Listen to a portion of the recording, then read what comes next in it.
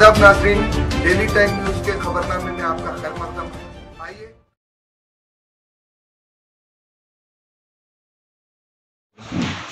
Chair है उधर, जरा चेयर पे बैठ जाओ।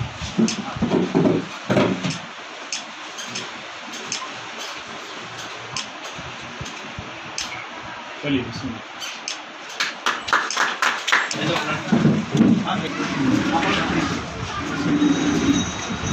अस्सलामु अलैकुम रहमतुल्लाहि व बरकातहू।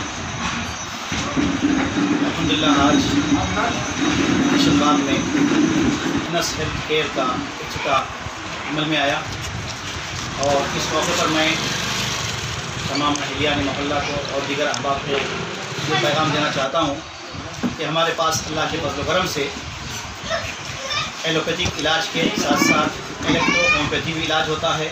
हिजामा जो कि अल्लाह के नबी सल्लल्लाहु अलैहि वसल्लम की सुन्नत है, ये भी इलाज होता है। और हमारा हल्पुरे में वाक़ हैं MPEC health care coaching centre of BMS गुज़िश्ता 12